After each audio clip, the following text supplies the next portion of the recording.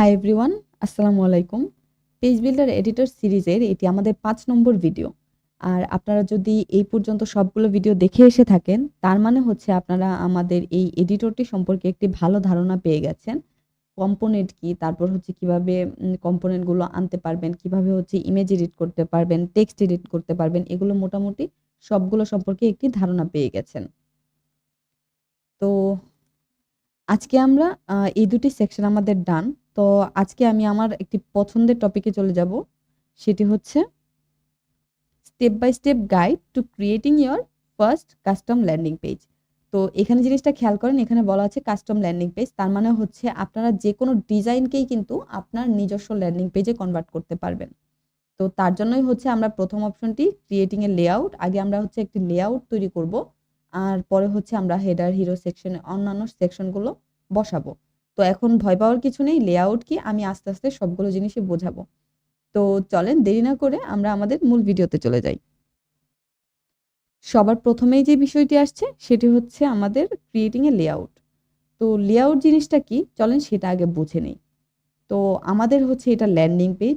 তো সহজ কথায় বলতে গেলে আমাদের এই ডিজাইনের সম্পূর্ণ অংশটাকে আমরা বলবো এক একটা লেআউট। তো সহজ কথা, আগের ভিডিওগুলো যদি দেখে থাকেন তাহলে আপনারা জানেন যে এই যে এক একটা অংশ, এগুলোকে আমরা বলছি সেকশন। যেমন এইটা হচ্ছে আমার একটা সেকশন, তারপর এই ভিডিও এটা একটা সেকশন, তারপর রিলেটেড প্রোডাক্টস এটা হচ্ছে এক একটা সেকশন। তো সহজ কথায় এক একটা সেকশন একসাথে মিলে, তার মানে হচ্ছে এখানে ২টা ৩টা ৪টা সেকশন একসাথে মিলে একটা লেআউট তৈরি করেছে। লেআউট বলতে মূলত এই ডিজাইনের প্রিন্সিপালটাকেই বোঝানো হয়েছে। যে এই যে একটা সেকশন, তো এখান থেকে দেখেন একরকম দেখতে যেহেতু, তো এই পর্যন্ত হচ্ছে আমার একটা সেকশন। তো এরকমভাবে সবগুলো সেকশনকে যদি আপনি একসাথে করেন তাহলেই হচ্ছে একটা লেআউট। তো আমরা হচ্ছে এই সেকশনগুলোকেই আমরা আমাদের এডিটরের লেআউটে তৈরি করব।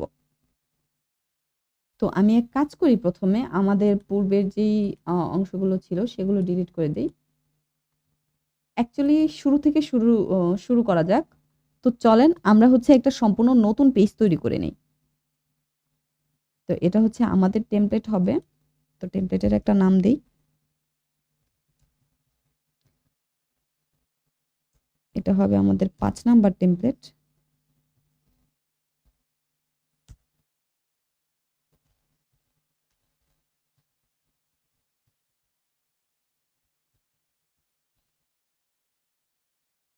তো আমাদের পেজ কিন্তু তৈরি হয়ে গেল। তো চলেন আমাদের এডিটরটি ভিজিট করা যাক। তো আমি এটা হচ্ছে কেটে দিচ্ছি। তো এই যে হচ্ছে আমাদের সম্পূর্ণ ব্ল্যাঙ্ক একটি ল্যান্ডিং পেজ বা লেআউট বলতে পারেন। লেআউট তৈরি করার জন্য প্রথমেই হচ্ছে আমাদের দেখতে হবে যে আমাদের টোটাল কয়টি সেকশন প্রয়োজন। তো দেখতেই পাচ্ছেন প্রথমে আমাদের হেডার সেকশন আছে, তারপর এটা একটা হিরো সেকশন, তারপর আছে ভিডিও। তো আমরা প্রথম থেকেই শুরু করি।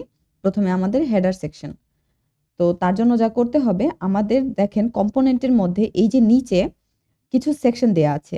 তো পূর্বের টিউটোরিয়ালে আমি বলেছিলাম যে এই সেকশনগুলো আপাত দৃষ্টিতে আমাদের কোনো কাজের না সেরকমই মনে হতে পারে। কিন্তু বিষয়টা এরকম না।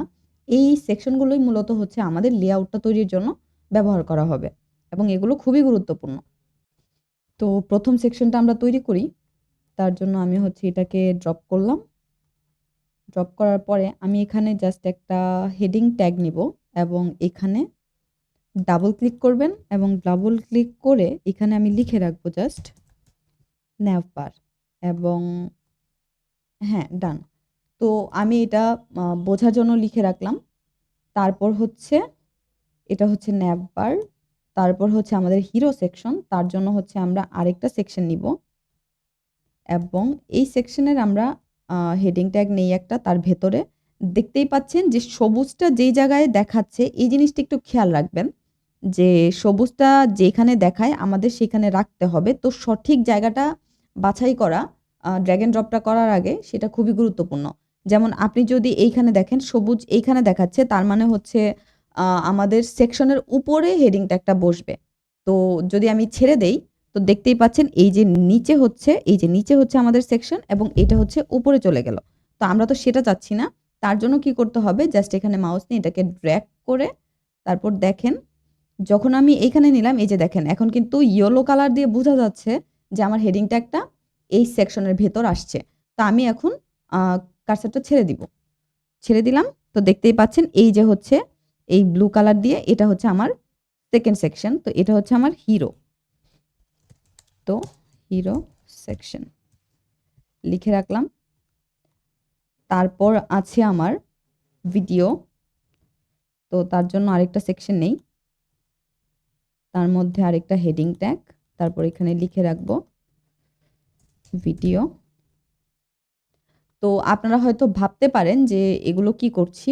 তো কাইন্ডলি আপাত দৃষ্টিতে এটা ভালো দেখা না গেলেও আমি শুধু এটাই বলবো যে আমি যেভাবে টিউটোরিয়ালে করছি আপনারা যদি এই স্টেপগুলো ফলো করেন তাহলে হচ্ছে খুব দ্রুতই কিভাবে সঠিক উপায়ে একটা ওয়েব পেজ তৈরি করতে পারবেন সহজে এবং অল্প সময়ে, সেটা কিন্তু আমি দেখিয়ে দিচ্ছি।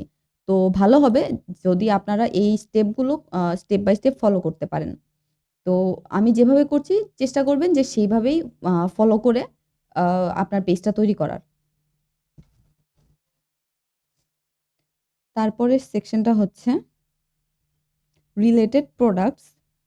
আমরা হচ্ছে ভিডিও এবং অর্ডার নাও বাটন দুইটাকে আমরা একটা সেকশনের মধ্যেই রেখে দিব, ভিডিওর মধ্যে। আর রিলেটেড প্রোডাক্টস এটা যেহেতু একটা টাইটেল, সো এইটা সহ এই পর্যন্ত অর্ডার নাও বাটনটা পর্যন্ত আমরা একটা সেকশনের মধ্যে রাখবো। তো সেটা হচ্ছে রিলেটেড প্রোডাক্টস। আচ্ছা, এখন আমি আরেকটা ছোট্ট ট্রিক দেখিয়ে দেই। এখানে দেখেন টোটাল 4টা বাটন আছে। এই বাটনগুলোর মধ্যে এই যে ডিলিটের সাথে যে অপশনটা দেখতে পাচ্ছেন এটা হচ্ছে মূলত কপি সেকশন। তার মানে হচ্ছে আপনার এই পুরো সেকশনটাকে আপনি যদি কপি করতে চান, কপি করে আরেকটা তৈরি করতে চান তাহলে হচ্ছে এই বাটনটার মাধ্যমে করতে পারবেন। তো আমি সেই কাজটাই করছি। আমি জাস্ট এই বাটনে যখন ক্লিক করব তখন দেখেন এই যে একদম হুবহু কিন্তু আরেকটা সেকশন আমার তৈরি হয়ে গেল। তো এইটা ভিডিওর পরে যেটা আছে রিলেটেড প্রোডাক্টস, তো আমি জাস্ট খালি এখানে টেক্সটটা চেঞ্জ করে দিব, রিলেটেড প্রোডাক্টস। তো সেম কাজটা আবার করব। তারপরের সেকশনটা হচ্ছে আমার বাই ফ্রম আস, এইটা। তো এইটা হবে আমার এই পর্যন্ত, সরি এই অর্ডার নাও বাটন পর্যন্ত আমি বাই ফ্রম আস সেকশনটা রাখবো। তো আমি আবার এটাকে কপি করছি এবং কপি করে দেখেন নিচে একটা তৈরি হয়ে গেল। তো আমি এটার নামটা চেঞ্জ করে দিয়ে দেব অর্ডার ফ্রম আস, এটাই তো ছিল, সরি বাই ফ্রম আস। ওকে, ডান। তারপর হচ্ছে তারপরের সেকশনটা হচ্ছে আমার কাস্টমার রিভিউ। তো জাস্ট আবার ক্লিক করলাম রিভিউ। তারপরটা হচ্ছে আমার ফর্ম। তো আবার আরেকটা ক্লিক করলাম, এটা হচ্ছে আমার ফর্ম। এবং এর পরে আসবে আমার এই অংশটুকু আর এই অংশটুকু, এটা যেহেতু সবার শেষের অংশ, সো এটাকে আমরা ফুটার হিসেবে ধরে নেব। তো আমি আবার একটা কপি করছি। আপনি কিন্তু চাইলে এখান থেকেও নিয়ে করতে পারেন, আমি যেটা আগেও দেখিয়েছি। সো দুইটা অপশনই আপনার কাছে আছে, যেটা আপনার পছন্দ। তো এটা হচ্ছে আমার ফুটার। তো এই পর্যন্ত শেষ। আমরা সেকশনগুলোকে আলাদা আলাদা করলাম। তো মোটামুটি কিন্তু আমাদের লেআউটটা রেডি। এখন আমি যে কাজটি করব সেটি হচ্ছে একটা করে সেকশন ধরবো, ধরে তারপর হচ্ছে এই যে দেখেন পেন্সিলের মতন বাটনটা, এটা কিন্তু স্টাইলের অপশন। তো আমি জাস্ট এখানে যাব এবং প্রত্যেকটা সেকশনের আলাদা আলাদা এক একটা নাম দিব। এইগুলো হচ্ছে আমাদের ক্লাস নেম। এগুলো মূলত ডেভেলপারদের জন্য। আই মিন ডেভেলপাররা খুব ভালোভাবেই বুঝে এই ক্লাসগুলো কি।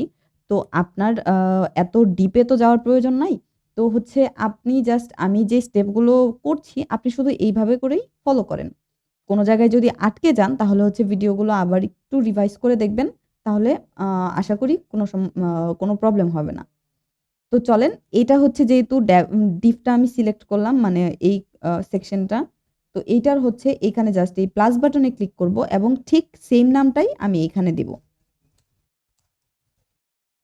তো দিয়ে দিলাম। জাস্ট এতটুক কাজ। এখন আপনি বলতে পারেন যে এটাতে কি লাভ হলো? তো আপাতত কিছু হবে না। তো পরবর্তীতে যখন আমরা এটাতে এডিট করব, স্টাইল করব, কালার চেঞ্জ করি বা যাই করি না কেন, তখন হচ্ছে আমার এই জিনিসগুলো কাজে লাগবে।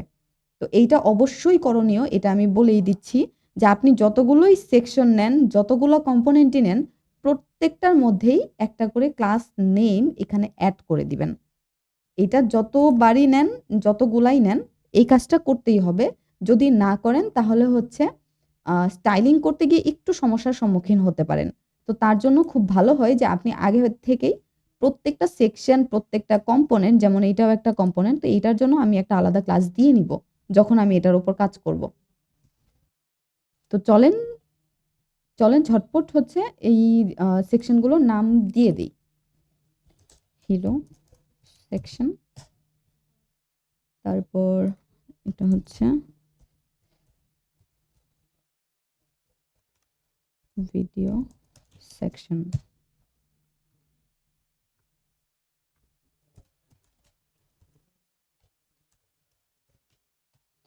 আর আরেকটা কথা না বললেই না, এই যে ক্লাসের যে নামগুলো আমরা দিচ্ছি, এখানে যে নামগুলো লিখছি, তো বলতে পারেন যে এগুলো কোথা থেকে আসলো। এখানে আগে থেকেই কিছু দেয়া আছে, তো সেগুলো আপাতত দেখতে হবে না, আমি সেগুলো পরে বুঝাবো। তো বলতে পারেন যে এগুলো কোথা থেকে এলো, দেখতেই পাচ্ছেন যে আমি এইখানে যা নাম দিয়েছি এখানেও তাই দিচ্ছি। তো আসলে মূলত এই নামগুলো আপনি আপনার পছন্দ মতো দিতে পারবেন। তো বোঝার সুবিধার জন্য আমি সেকশনের নামটা আমি যেটা দিয়ে করব সেটাই আমি দিচ্ছি এখানে। তো এটা আপনার পছন্দ মতো যাই খুশি তাই দিতে পারবেন, এটাতে কোনো সমস্যা নেই। তো তারপর হচ্ছে রিভিউ ফর্ম,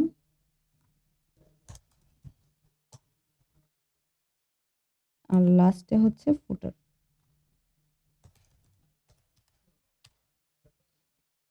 তো ডান।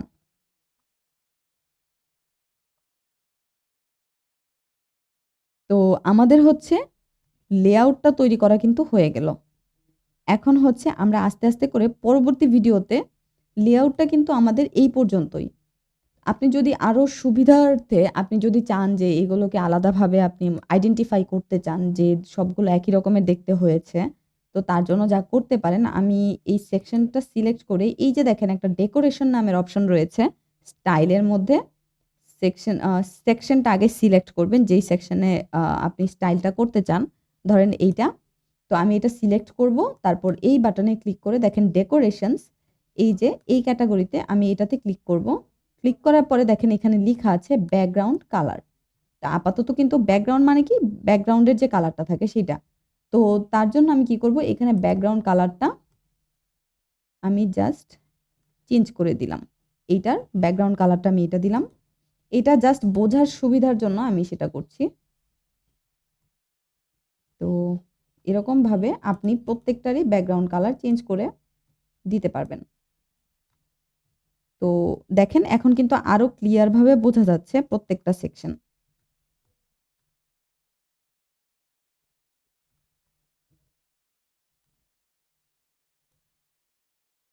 তো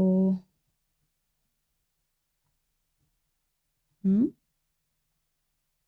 এই যে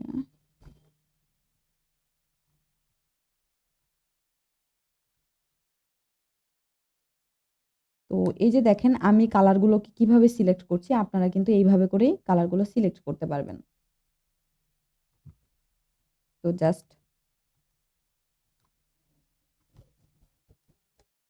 সবশেষে ফুটার, তো ফুটারের কালারটাও চেঞ্জ করে দেই।